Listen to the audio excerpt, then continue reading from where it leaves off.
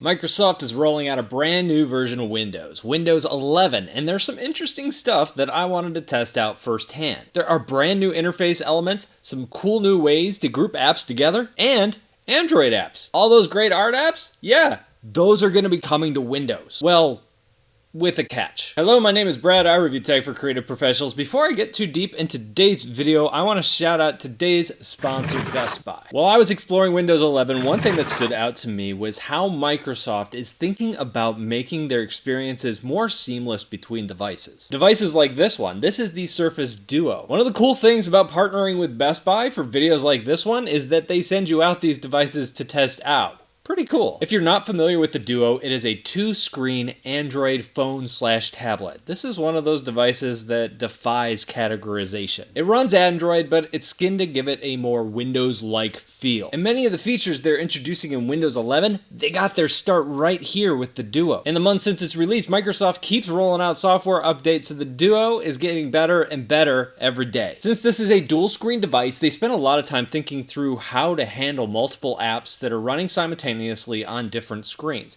How do we switch between those screens? How do we change what the orientation does when you change how you're holding the phone? They've also added features like app groups, where one tap could bring up the app configuration you need to save you the setup time. Each screen is beautiful. Each is 5.6 inches across with a resolution of 1,800 pixels by 1,350 pixels. Fully opened, that's 2,700 pixels by 1,800 pixels. The real star of this design is the hinge. Opening and closing this device is incredibly satisfying. It snaps shut, but in a dampened, padded, premium feeling sort of way. Let me do that again.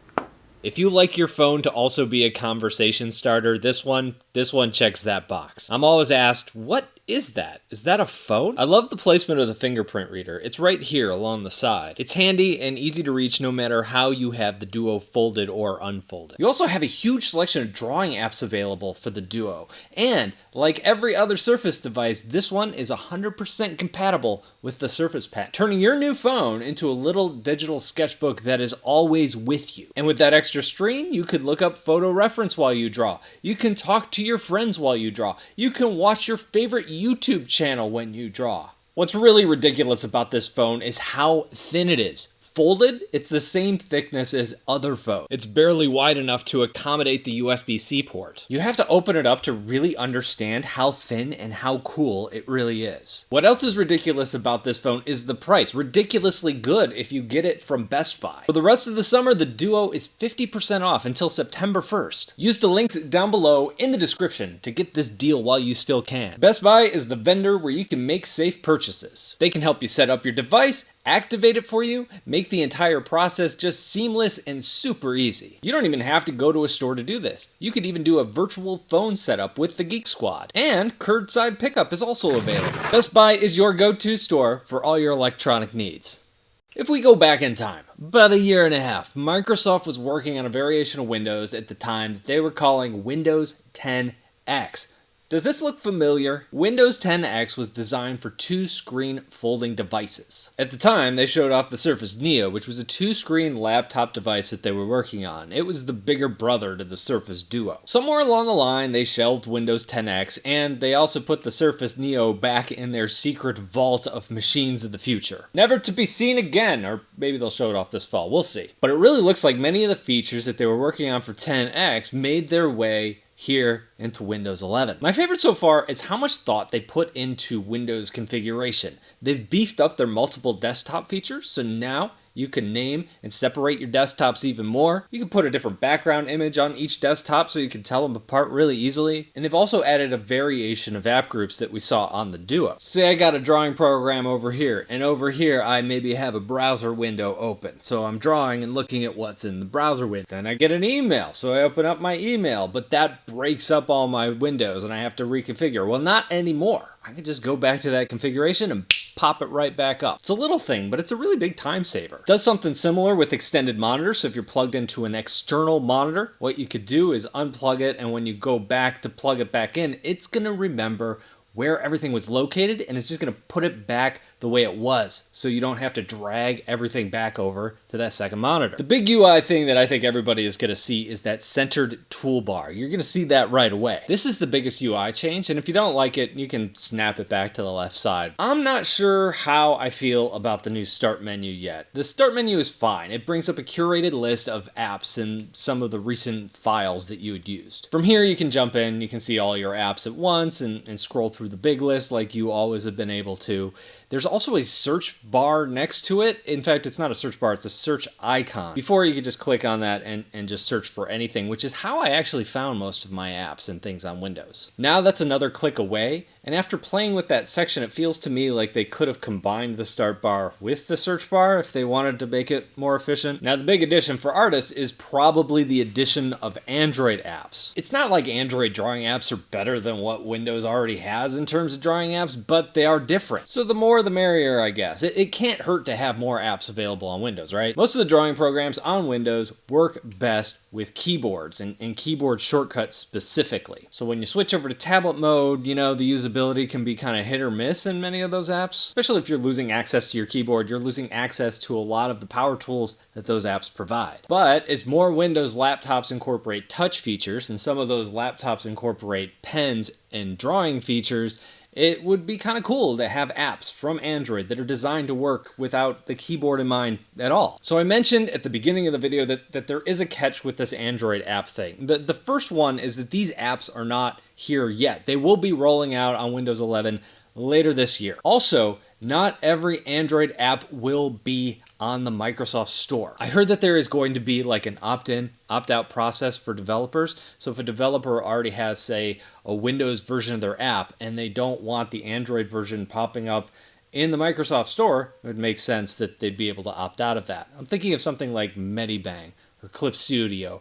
I could see them sticking with their desktop apps on the desktop. So how will all of this work? It's a little bit odd. They aren't working with Google, they are working with Amazon to bring Android apps to the Windows Store. So if you just said, I didn't know Amazon had an Android app store, well, therein lies the problem. Right now, there are a fair number of apps in there, but there are many big apps that are missing and just have never come to the Amazon App Store. And some of the more niche drawing apps for Android haven't found their way there yet either. You can find some. For example, ArtFloat, that's a very good app. That's there. Art Rage, another one a lot of people like. That's there. Teosui Sketches, Medibang, which I mentioned before. And there's a handful of others, many of which I've never actually used. I'm not sure if they're good or not. So I could see this changing a lot over the next month or next year or so. As an app maker, if all of a sudden you realize getting your app in the Amazon store is also going to get you access to all of these Windows computers, probably a lot of app makers are going to take advantage of that. Now, the biggest downside I see here is that there are just a lot of junk apps on Android. If you just search for drawing or art apps on Android, you're going to find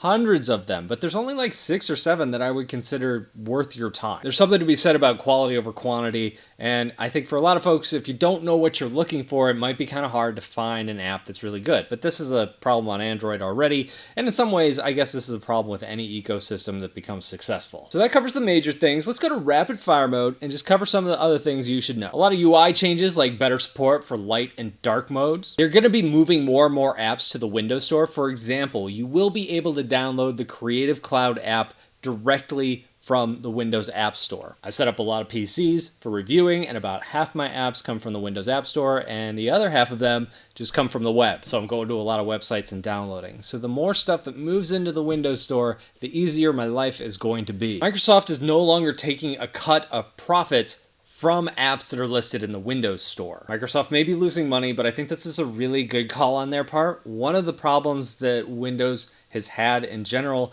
has been security. And I know from my experience, oftentimes I will Google an app and the first app that shows up is not actually the legit version of the thing I'm looking for, but is like a different version of it that may or may not be safe. The more apps that Microsoft can get into their app store, the better their ecosystem as a whole is going to be, and the more that is going to benefit Windows. And if they've got to lose a little bit of money in the App Store in order to make a better product and be a healthier company overall in the long term, it's probably a worthwhile trade-off. There's also better HDR support specifically for games. They used Skyrim to show this off, which I thought was kind of interesting because Skyrim is like 90% gray. They paid a lot of money for that IP. They got to show it off, right? And also new widgets. New little widget slide out thing. Looks pretty good. I dig it. Will it work on your computer? Microsoft created a little app that would check for you. They ended up pulling that down. Last I checked, it was not back up. It might be now. There were a lot of people with really beefy computers who were finding out that their computer could not run this new version of Windows, and it has nothing to do with whether their computer had enough like hard drive space or whether the processor was fast enough, but it had to do with some security components and some chips,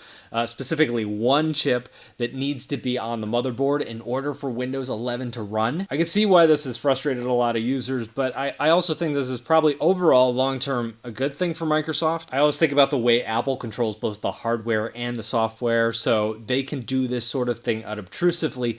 Microsoft has to kind of brute force security sometimes, every once in a while, to get where they need to go. But in my book, more security equals better. Should you run this on your computer? No, this is very much a beta. Overall, I will say this, I have been really surprised at how stable this beta has been for me. This isn't to say that I haven't seen any bugs at all. I've seen one or two here, little glitches with the interface, but no huge crashes, no like big stoppers that like ruin your day. Overall, I've been pretty impressed. So what do you think? Did I miss your new favorite feature? Let me know down below in the comments. Thank you all for watching, and I'll talk to you in a couple of days.